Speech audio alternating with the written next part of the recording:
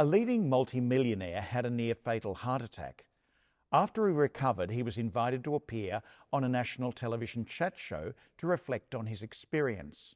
At one stage, the interview asked him, "Did you have a near-death experience after your heart attack? You technically died."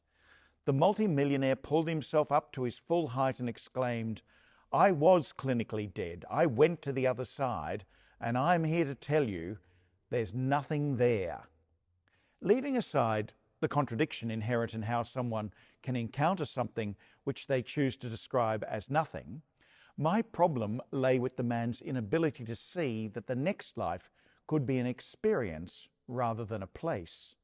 If this is true, and I was him, I wouldn't be boasting about the fact that his glimpse of eternity held nothing for him at all. His response reminds me of the Pharisee in today's gospel. One of the pitfalls of personal success is the arrogance that can sometimes come with it. The Pharisee was no doubt a very good living, devout man, but he made himself feel important by putting others down. He even did this in his prayer, reminding God of just how good he was in comparison to others. It's a wonder he even went to the temple at all, because he doesn't seem to even need God. All he seems to need is validation. Like the multimillionaire, he trusts too much in his own righteousness. On the other hand, it's a wonder that the tax collector turned up at the temple too, but for very different reasons. Tax collectors were despised in Palestine.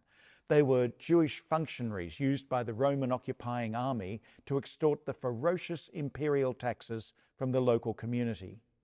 No wonder he stays close to the back door of the temple. He might have to beat a hasty retreat. But here he is in prayer, recognizing the brokenness of his life and his need for God. There's nothing wrong with being devout and successful. Conversely, there are plenty of dangers in doing a job that demands constant moral compromises, like being a tax collector for the Romans. What Jesus notices is that the life situation of both of these men and what it does to them. Hence, the social outcast's humility shows up the haughty Pharisee.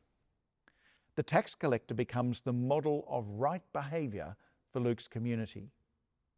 For far too long, we've thought humility meant putting ourselves down, pretending we were nobodies, worthy of nothing. That's not Christian humility.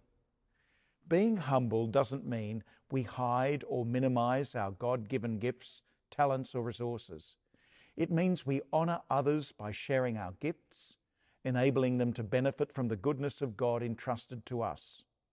Humility comes from the Latin word humus, meaning close to the earth. The tax collector lived close to the earth, and so he was open to conversion, to being lifted up by God.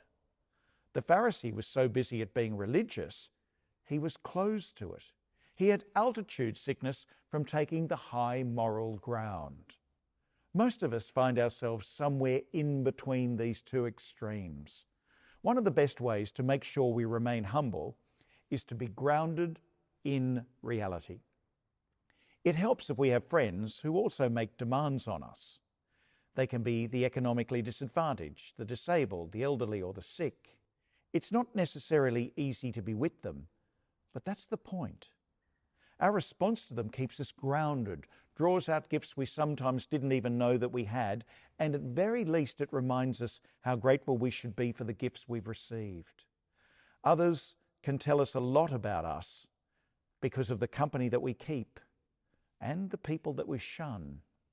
May the Eucharist ground us enough that we open ourselves to being converted again, to put all our gifts and talents at the service of Christ's kingdom.